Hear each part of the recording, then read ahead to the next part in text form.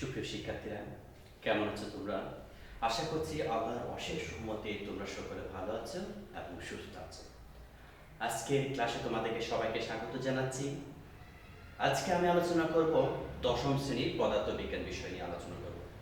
দশম শ্রেণীর পদার্থবিজ্ঞান বিষয়ে চতুর্থ অধ্যায় থেকে আজকে আমরা গতিশক্তি সম্পর্কিত ইকুয়েশনটা কিভাবে আসছে সেটা দেখাবো এবং এই গতিশক্তি সম্পর্কিত এই ইকুয়েশন থেকে বিগত সালের বিভিন্ন বোর্ডে যে ধরনের কোয়েশ্চেনগুলো আসছে আজকে আমরা সেই ধরনের কিছু কোয়েশ্চেন নিয়ে আলোচনা করব। তাহলে চলো আজকে আমরা আমাদের ক্লাস শুরু করি। দেখো, মনে করো অ্যাম্বরের একটি স্থির বস্তুকে, মনে করো এটা একটা অ্যাম্বরের একটি স্থির বস্তু। এই বস্তুর উপর যখন তুমি F বল প্রয়োগ করছো, F বল প্রয়োগ করার পর বস্তুটিকে যদি তুমি s দূরত্ব অতিক্রম করে বস্তুটি এই অ্যাম্বরের বস্তুর উপর যদি আমরা F বল প্রয়োগ করি, এই F বল প্রয়োগ করার ফলে বস্তুটি যদি s দূরত্ব অতিক্রম করে, তাহলে আমরা এই প্রয়োগকৃত বল দ্বারা যে পরিমাণ কাজ সম্পন্ন হয়েছে সেই পরিমাণ কাজকে আমরা লিখতে পারি W Fs। এটা হচ্ছে কাজের ইকুয়েশন। এই ইকুয়েশনটা আমরা কাজ সম্পর্কিত আলোচনার সময় এই ইকুয়েশনটা আমরা বের করে দেখিয়েছিলাম। এবার দেখো, এই ইকুয়েশনের মধ্যে একটা রাশি হচ্ছে বল আর একটা রাশি হচ্ছে দূরত্ব।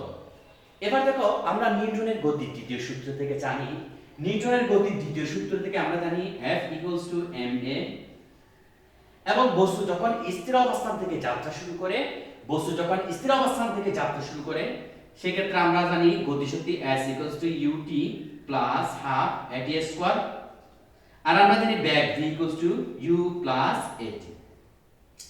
এবার দেখো, বস্তু যখন স্থির অবস্থান থেকে যাত্রা শুরু করে অর্থাৎ u 0 হলে বস্তুর আদিবেগ যখন শূন্য হয়ে যায়, তখন আমরা s ut হচ্ছে শূন্যের সাথে যখন t গুণ থাকলে এই রাশিটার মান 0 হয়ে যাবে, তখন আমরা সুতরাং লিখতে পারি s half at square। এবার দেখো, এই ক্ষেত্রে ব্যাকটাকে আমরা লিখতে পারি, তখন u সমান যদি 0 হয়ে যায় তাহলে আমরা লিখতে পারি v at, তাহলে আমরা লিখব v at।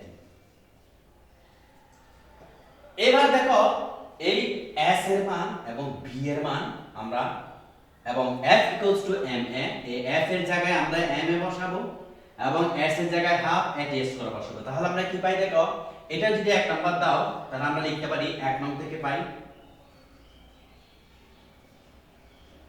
1 নং থেকে পাই। তাহলে দেখো, আমরা w f হচ্ছে ma ইনটু আর s হচ্ছে half at square। তাহলে এটাকে আমরা লিখতে পারি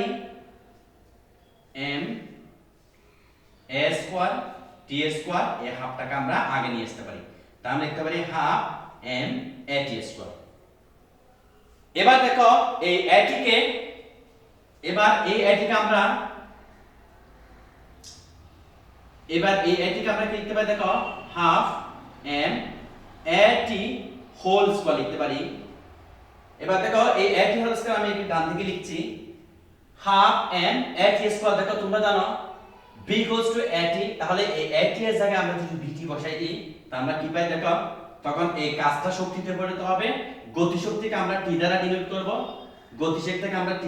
করব, তাহলে t half m, আর এই a t এর জায়গায় আমরা লিখব v, তাহলে v স্কয়ার। তাহলে এটাই হচ্ছে গতিশক্তির রাশিমালা। তাহলে গতিশক্তির রাশিমালা আমরা পাচ্ছি কি? t কত? half m v square. এবার দেখো, এই রাশি থেকে, এই গতিশক্তির রাশি থেকে আমরা এই প্রশ্নগুলোর উত্তর খোঁজার চেষ্টা করব, এই প্রশ্নগুলোর উত্তর বের করার চেষ্টা করব। তাহলে দেখো, আমি প্রথমে এই গতিশক্তি t half m v square, এই গতিশক্তির ইকুয়েশনটা এখানে লিখলাম। এবার দেখো, এই সমীকরণের ডান পাশে আমরা দুটো চলক দেখতে পাচ্ছি, একটা হচ্ছে m, এটা হচ্ছে বস্তুর ভর, আরটা হচ্ছে v, যেটা হচ্ছে বস্তুর বেগ। এবার দেখো, তাহলে এই গতিশক্তিটা বস্তুর ভর এবং বেগের উপর নির্ভরশীল। তাহলে দেখো, তোমাকে শেষ দুইটা প্রশ্ন দিকে খেয়াল করো, এই কোশ্চেন এবং এই দুটো কোশ্চেন দিকে খেয়াল করো।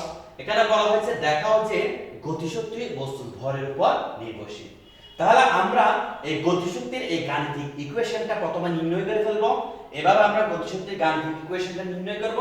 নির্ণয় করার পর আমরা লিখব এই সমীকরণের ডান পাশে বস্তুর ভর m উপস্থিত আর বস্তুর ভরটা গতিশক্তির সমানুপাতিক। এইজন্য আমরা বলতে পারি গতিশক্তি বস্তুর ভরের উপর নির্ভরশীল। এবার দেখো এই নিচের কোশ্চেনটা দেখাও যে গতিশক্তি বস্তুর বেগের উপর নির্ভরশীল। ঠিক একই প্রসেসে আমরা গতিশক্তির ইকুয়েশনটা বের করব। গতিশক্তির ইকুয়েশনটা বের করার পর আমরা দেখব যে এই সমীকরণের ডান পাশে বেগ রয়েছে আর বেগটা হচ্ছে গতিশক্তিটা বেগের বর্গের সমানুপাতিক। এই ক্ষেত্রে আমরা বলতে পারি অতএব গতিশক্তিটা বস্তুর বেগের উপর নির্ভরশীল। এই কথাটা থেকে দেখো বিগত সালে দেখো যশোর বোর্ড 2019 সালে একটি কোশ্চেন এসেছে। এখন যে কথাটা বলা হয়েছে ঠিক সেই সেম ধরনের কোশ্চেন যশোর বোর্ড 2019 সালে সেই কোশ্চেনটি দেখো গতিশীল বস্তুর অর্জিত গতিশক্তি বেগের সাথে কিভাবে সম্পর্কিত। গতিশীল বস্তুর অর্জিত গতিশক্তি বেগের সাথে কিভাবে সম্পর্কিত। তাহলে দেখো এই গতিশীল বস্তুর অর্জিত গতিশক্তির ইকুয়েশন হচ্ছে t = 1/2 mv²। এই ইকুয়েশনটা নির্ণয় করার পর তুমি তোমরা বলবে যে এই সমীকরণের ডান পাশে বস্তুর বেগ d উপস্থিত এবং বস্তুর বেগের বর্গের সমানুপাতিক হচ্ছে গতিশক্তি। তাহলে গতিশক্তি হচ্ছে বস্তুর বেগের বর্গের সমানুপাতিক। এভাবে গতিশীল বস্তুর অর্জিত গতিশক্তি বেগের সাথে সম্পর্কিত। এইভাবে তোমরা সেই প্রশ্নটা आंसर করতে পারবে। এবার আরেকটা কোশ্চেন আছে, লেটেস্ট কোশ্চেন বিগত সালে দেখো দিনাজপুর বোর্ড 2020 সালে যে কোশ্চেনটা এসেছে দিনাজপুর 2020 সালে গতিশক্তি কখনো ঋণাত্মক হতে পারে না। মনে করো বেগ b এর মান ঋণাত্মক আসতে পারে, আবার b এর মান ধনাত্মক হতে পারে। এবার দেখো বেগ যেহেতু বেগের উপরে স্কয়ার রয়েছে, এদিকে খেয়াল করো বেগের উপর যেহেতু স্কয়ার রয়েছে তাহলে বেগটা ঋণাত্মক হলেও এর ফলাফল হবে ধনাত্মক, বেগটা ধনাত্মক হলেও এর ফলাফল হবে ধনাত্মক। অর্থাৎ বেগটা ধনাত্মক বা ঋণাত্মক যাই হোক না কেন, বেগটা ধনাত্মক বা ঋণাত্মক যাই হোক না কেন, যেহেতু এর উপর স্কয়ার রয়েছে, বর্গ রয়েছে, তাই এর মানটা ফলাফল হবে ধনাত্মক। অর্থাৎ বেগের মান ধনাত্মক হোক আর ঋণাত্মক হোক যাই হোক না কেন, যখন একে স্কয়ার করব, বর্গ করব, তখন এর পজিটিভ মানটা পাওয়া যাবে। যেহেতু গতিশক্তি t = 1/2 mv², এই কারণে বেগ পজিটিভ বা ঋণাত্মক, ধনাত্মক বা ঋণাত্মক যাই হোক না কেন, কিন্তু আমার গতিশক্তিটা অলওয়েজ হবে ধনাত্মক হবে। তোমরা এইভাবে এই কোশ্চেনটার आंसर করতে পারবে। তাহলে দেখো এই গতিশক্তি এবং গতিশক্তির ইকুয়েশন কিভাবে বের করতে হয়, সেই গতিশক্তির ইকুয়েশনের সাথে সম্পর্কিত চলকগুলো দ্বারা গতিশক্তিটা কিভাবে নির্ভরশীল সেটা আমরা প্রশ্ন উত্তর দিতে পারবো। এই গতিশক্তি যে কখনো ঋণাত্মক হতে পারে না সেটাও আমরা ব্যাখ্যা করতে পারবো। তাহলে আজকের এই ক্লাসটা যদি তোমরা ভালো করে বুঝে থাকো, আজকের এই ক্লাস থেকে যতগুলো কোশ্চেন বিগত সালে বোর্ড কোশ্চেন আসছে বা ভবিষ্যতে আসার সম্ভাবনা আছে এই ধরনের কোশ্চেনগুলো নিয়ে আমি আলোচনা করেছি। আজকের এই ক্লাসটা তোমরা বাসায় অধিকতর চর্চা করবে এবং অধিকতর চর্চা করে গতি সম্পর্কিত সকল প্রশ্ন তোমরা নিজেরা আয়ত্তে আনবে এবং আসন্ন পরীক্ষার জন্য নিজেদেরকে যথাযথভাবে প্রস্তুত করবে। সে আশা ব্যক্ত রেখে আজকের ক্লাস থেকে আমি এখানেই বিদায় নিচ্ছি। ধন্যবাদ সবাইকে।